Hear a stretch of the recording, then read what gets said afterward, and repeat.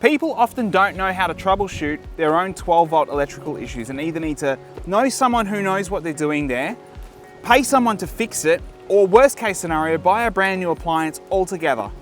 Today I'm going to show you how to diagnose your own 12-volt issues using my own Dometic fridge, which died on me the other weekend when we were camping. And we're going to uncover the 3 main lessons here that you can use to find out what happened to your fridge or appliance. And I'm also going to walk you through 8 logical steps on how I diagnose and troubleshoot these little electrical gremlins that somehow just appear, right?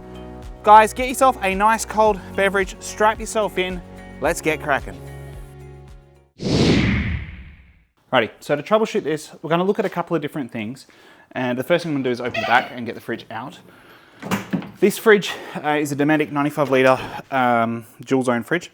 So I'm lucky enough that I've got a really big fridge. I'm lucky enough I've got a really big fridge here. And what we're going to do is this one can run on main. I'm going to start that again.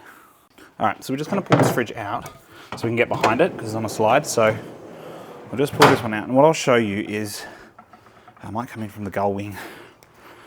So what you can see when I come through here is this is a dual power supplied fridge. So it runs on AC mains. So home mains power, and it's got a little 12-volt section here. Now my first test is going to be whether or not, and I have unplugged it because it was a problem and I didn't want the thing to melt, because if you look at the plug, that's what we were dealing with on the weekend. So the plug has melted, which means it's got too hot, and I don't know why, which is what we're going to have a look at. So I've unplugged my Anderson 12-volt lead, but I want to check if my 240 is going to work on this fridge. And that's going to tell us one of 2 things. Whether the fridge itself, the compressor is knackered, because it won't fire on 240 either, or we're going to get a diagnosis to say it will run on 240 but not on 12 volt, which takes us into the next step. Is it the lead, power to it, or is it the fridge itself? They have an internal fuse. So I'm going to plug this into mains power now. I'm going to see if it'll come on and maybe stay on, and then we'll move to the next step. All right, so I've got the fridge plug here, and we're going to just plug this into the power cord that I've prepared earlier, which is right here as well. So fridge into this, and let's see if it comes on.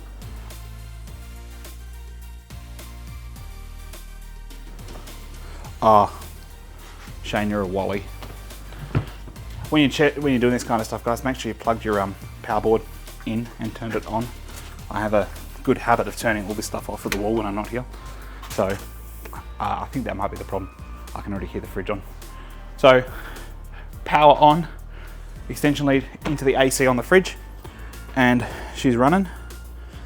All right, better go catch her, she's on, she's alive. So AC, right, as you can see, AC here is good. So we are sweet on AC. Let's move to DC and work out why the 12 volts decided to crap itself. I might have to pull the fridge out for this because I have a suspicion I know what is the problem, because it's happened once before with this fridge, but I want to run you through the troubleshooting so as you get a glimpse on how you might do this yourself. So I'm going to pull this fridge out, I'm going to put it on the bench behind me, and then we'll have a quick gander at the power input side where the DC and the AC cables come in.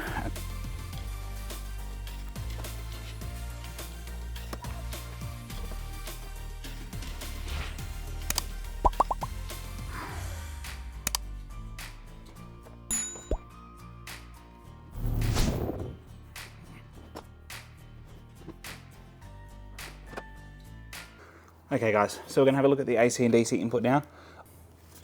So what's wrong with this picture here? Those 2 pins are not the same distance apart from one another. That bottom pin is pushed in a bit further than the top, which means we've got something going on in here. Now for those playing at home, to the left here is your fuse panel for your 12 volt DC. So if you ever have any issues with your fridge that won't work on 12 volt but it will on AC, there is a fuse right there that protects your 12 volt on your fridge, right? Now I also run one in line on my fridge power cord as well, and then there's one to the box, so my fridge is fused about 3 times. But as you can tell, that is our problem. So we've got a melted fuse in there, which is twice this has happened now. So we're going to extract that fuse as best we can without stuffing the fridge up, and we're going to see if we can get that whole thing in there sorted and work out what our next options are. Alrighty, so I got myself a pair of long nose pliers to start with. I don't know if this is going to work or not. The fuse itself is quite loose, but I don't want to break it. So that is our problem. Right, it's absolutely cooked. Okay, that's part one. Part two, I actually think that has damaged the housing because the plug now is at the bottom. So I'm not quite sure what we're going to do about that yet. Alright, so this is what I'm referring to here. You'll see that that base pin is a lot further down than the other one, and I can actually see evidence of sign of melting in there too. So I might take a break here and go and check the warranty on the fridge that I got. So I did purchase this for my birthday 1 year, so I think this is either 2 or 3 years old on the fridge. But I need to just check first if it's in warranty still or not before I go any further. So we need this fridge for a 3-week trip in about a month. So I need to get this fixed one way or the other. So yeah, we'll just might take 5 and just see if we've got it covered under warranty, or if there is a way to get this thing out if it's a common fault and we can replace the module, so on and so forth. I'll be back soon. A quick look on the interwebs tells me that this is a fairly common thing to go when they get hot. You can buy replacements of these. I've had a look on eBay, about 40 bucks will get me a Waco replacement with the fuse slot. Now in order to do that, it looks like I've got to take this cover off, so I can get this panel off to get the fuse piece out and then order the replacement. So let's give that a crack now and see if I can get into this fridge. Just got to be careful too because this is still full from our trip. Oh, and it's very heavy. Whoop. That heavy.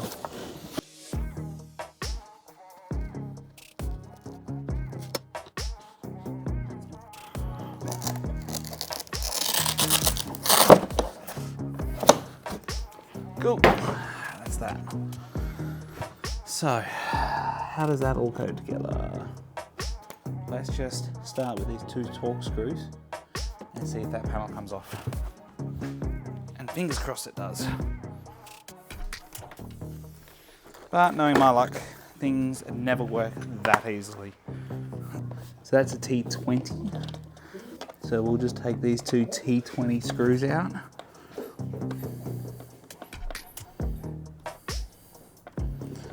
And we've got to remember how this comes apart so we can put it back together.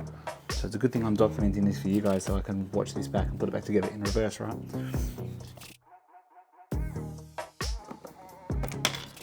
One, 2, pardon. That's got a heaps more flex now. Right, so a quick look. I think I've worked out what we need to do. So you can see I took those 2 out from here. Underneath, I think what happens is this comes off. So 1, 2, 3, 4, and then I think that comes away and this slides down, is my running theory. I'm gonna give that a crack and see if it does the job. And if not, we'll put it back together and we'll find out how to do it next. Moment of truth, let's have a look. Oh, geez, you're clever, Shane. Sometimes. Okay, how's that wiring work? Okay, there's enough there for that to come out. Perfect. Back at headquarters. So it was just 4 screws underneath and then these 2 on the front panel, all T20s to get you in. Now, sorry about the dog. There's a couple of Phillips heads in here that are holding all this together, so we'll just give you that a quick look there. So there's a Phillips in there and a Phillip on the cables there, so we're going to take off that one on the right and that one in the middle so we can get this little housing off to get to the plug inside. So let me get my screwdriver out and we'll do that. And dog's happily playing with a ball. Thanks, mate, just what I need.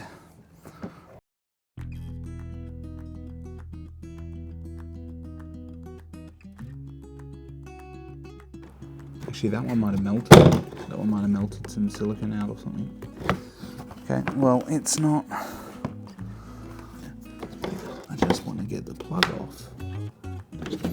Okay. So what I think's happened is the little plastic tie that's holding down the cable there has actually it's actually melted.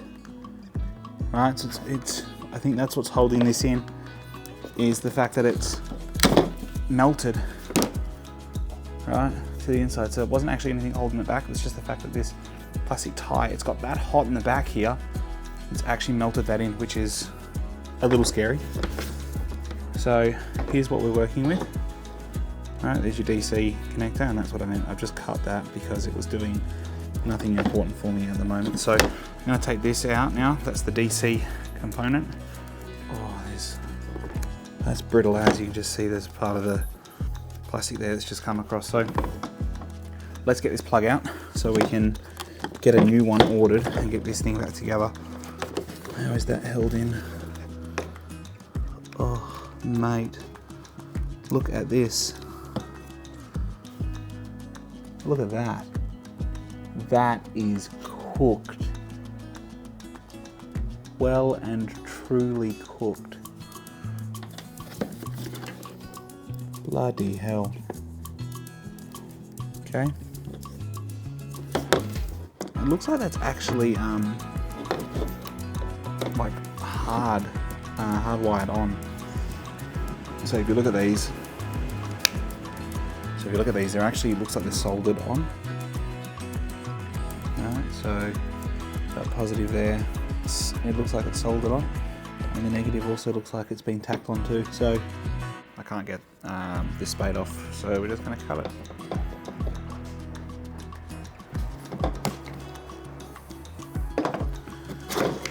Okay, now I've got to work out how we're going to get that plug out, because it is like sealed in there, and I don't want to break this.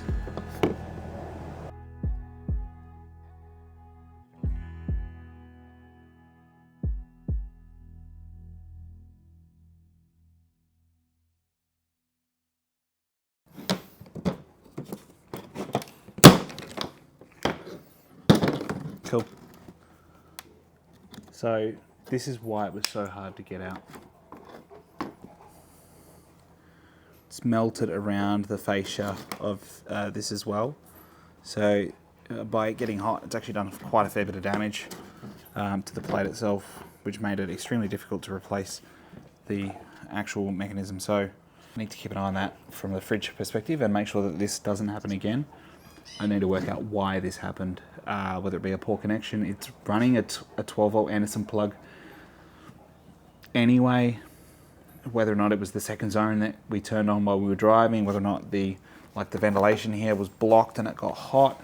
You can see it's a bit scabby here, so I'm going to clean this up while it's all apart, because that's from a big trip when the glass in the back here went and it just got coated in red dust, which it was then sucking in. So could have been a long time coming, but it just happened that when we turned the second zone on, so this part here, for our trip away while we were driving, is when we got to camp we realized that it wasn't working again. So I'm kind of suspicious that it might be a power draw coming from when we turned the second zone on and it was working hard. Whether or not it didn't have enough ventilation while it was doing that, whether or not the connection that's on the 12 volt control box, again, all that cable is rated like 50 amp from battery to the 12 volt, and then it's got some thick heavy duty cable from, it's an XTM, so BCF XTM branded 12 volt control box. I've had a look inside of that already to wire up some of the switches. They're pretty beefy wires coming off that. There's no other ando running with heavy draw at that point in time. We were driving as it was doing that, so I'm a little bit baffled as to how we managed to get heat into that plug in the first instance. I'll keep thinking and I'll see what I come back with. But for now, I need to just clean this up a little bit so as the new one will go in nice and easy when we get it, and then we can put all this back together somehow, and fingers crossed I can get it working. So you saw I had to cut that plug, or at least the negative off of this to get that out. So we're going to have to put another spade back on. I think there's a spade on the new one, so we'll just trim that back, put a bit of solder, dollop of solder on the end, and then put another bit of heat shrink over the end of here into the spade on the new plug when it arrives. And then this one, same thing, we'll probably end up cutting that and then just dollop soldering it like they've done, as you can see here. A little bit annoying because we did need the fridge on the weekend, but ultimately it's still repairable. But I have had that happen once before, but it didn't cook the switch inside, so I wasn't expecting that this time. The last time I had this problem, it did this. where it burnt the fuse or melted the fuse. So I'm glad I looked at that and we've got that. All right, let's come back once I've got the new part and we'll clean this up and put it all back together.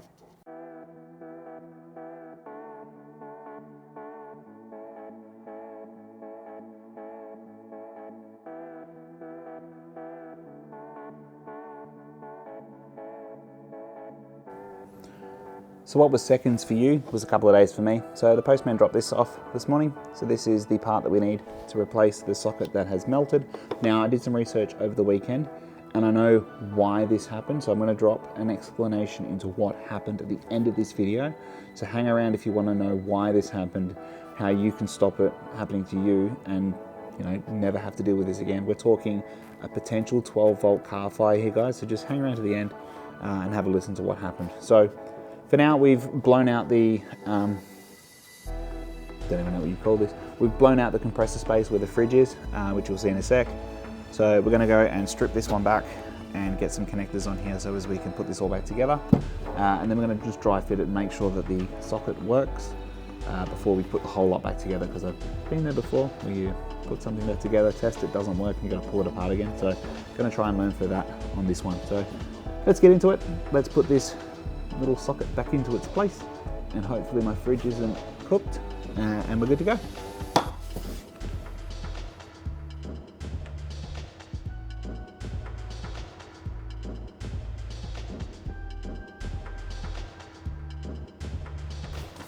Alright, you're gonna have to excuse me here because the dog is making noises and deciding to play right next to me. But the next job that we're gonna try and do is just strip these cables back a little bit so as we can re-crimp. Okay, so we're gonna just grab this and twist that up. And we're gonna make that our nice big connector. And I've gotta cut that other end off. So just get me snips. I'll just cut that end off. I'll try and keep it as close to the connector as I can, because I can probably reuse some of that once we get that off, which will probably come off either by finger or with a bit of persuasion with the wire strippers. So let's just strip that bad boy back. Okay, that's the heat shrink that's come off.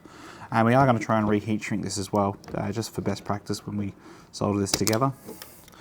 So we'll try and keep that to the best that we can, so it looks nice and neat. All right, so we got positive and negative cables have been stripped and are ready to go.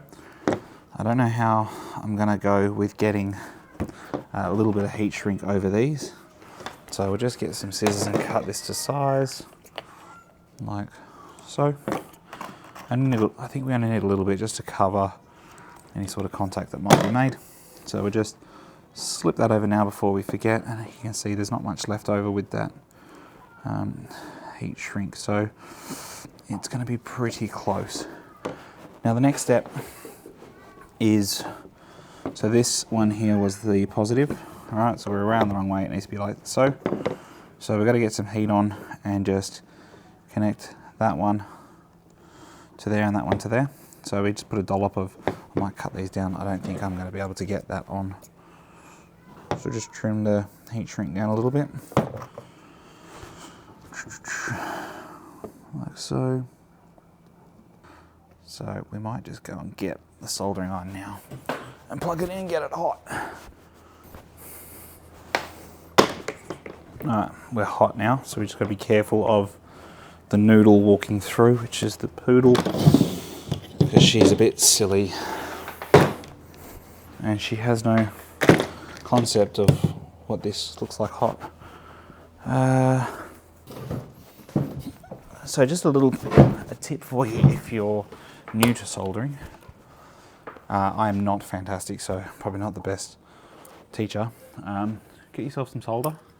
So this is my first ever solder, electrical solder. It's 1.6 mil, this stuff. So I generally lead with a line like so, and we touch through. But shut up!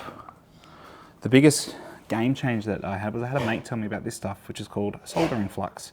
You dip the cable in the flux, and then when you got your solder, you run it across there, and it basically sticks to the cable.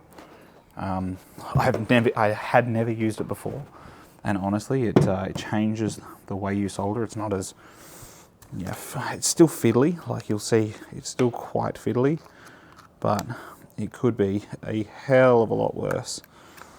So I'm just going to give this a quick dunk, both sides, into the flux. I need to put that back on too. If you get stuck with needing an extra pair of hands, you can get yourself one of these, which is I think called like a helper. So it's just got these extra arms that you can like just pinch him here and get him. Oh fuck, that's hot. And basically get it into place and let the helper just hold it, is the idea. Try and keep the other side away from the bloody soldering iron because it's hot. Fuck, that was hot. Oh, it's melting me grips.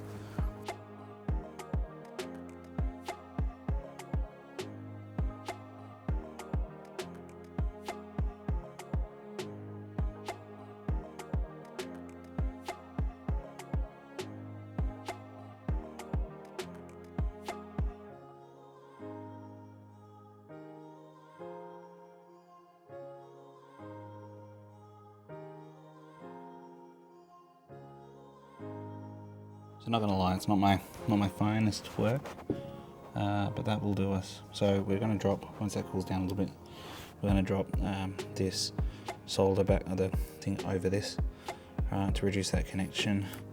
I hope that one's not stuck on the cable because it might be. And we'll just slip that over here. And we'll just heat that up just to protect that a little bit and just take the rest of this back up. So we should be good to go with that. It was a bit messier than what I hoped, but yeah. We'll work on finishing this a little bit up, then we'll pop it all back together, put the face back on. I might actually power it up while it's sitting here and just make sure it's going to turn on, and then we'll go from there.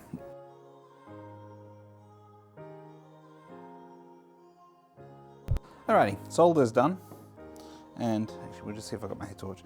So the solder is done. I've redone the heat shrink over the connector, so I'm just going to run a cable from the camper here to the fridge and we'll see if she powers up to make sure it's all good before I put all that back together. Oh, I need to turn the camper on. That might help.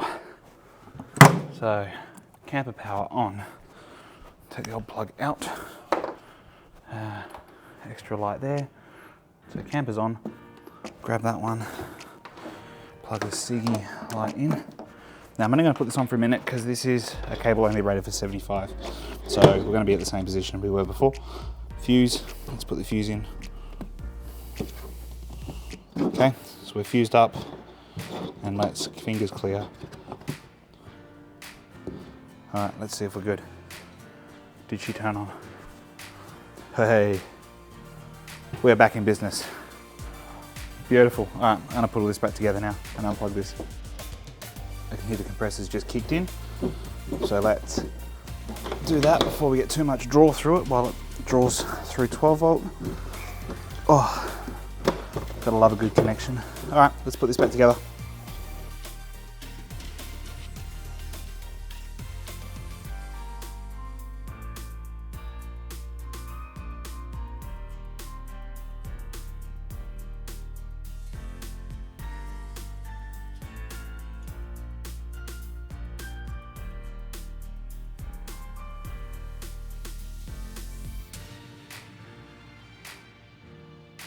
Righto, so now you've got the 3 main lessons and the 8 logical steps to diagnose and troubleshoot your fridge. Let's jump into what actually happened in this particular instance with my 95 litre dual zone Waco.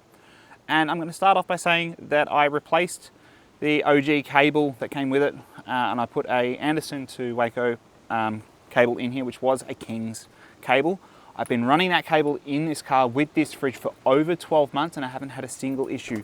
The key difference here is what I did when we were driving to get this zone on. So the scenario I put the fridge under, we were driving to camp, I needed the extra zone to come on so as we could use that fridge space when we got there because there was 4 adults going away with us on the weekend. I just needed the extra zone to run.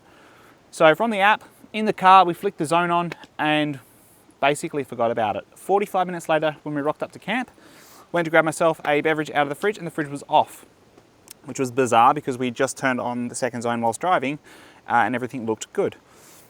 So I jiggled the cable at the back because, you know, sometimes they wobble loose in the fridge, and the lights came back on and she was back up and running, which was sweet.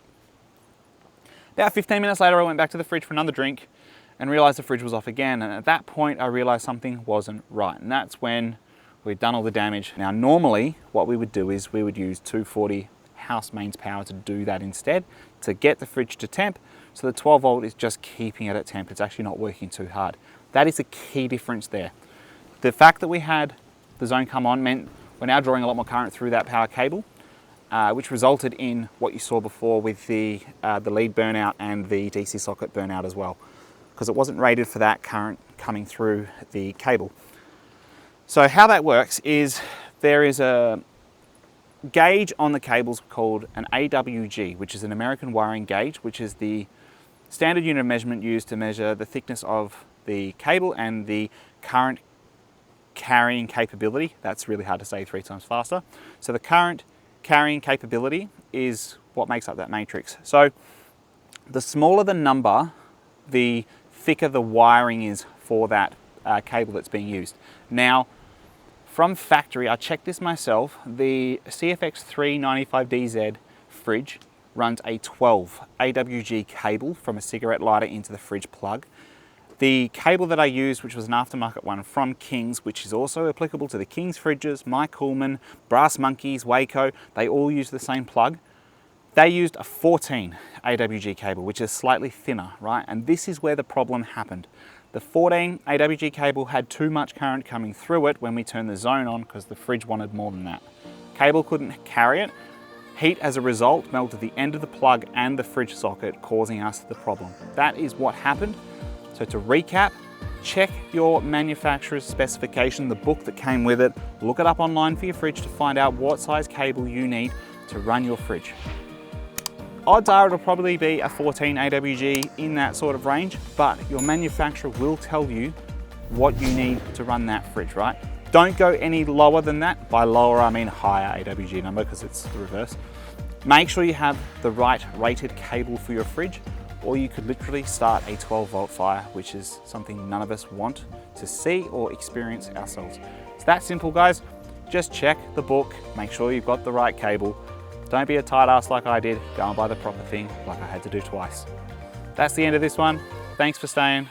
Catch you in the next one.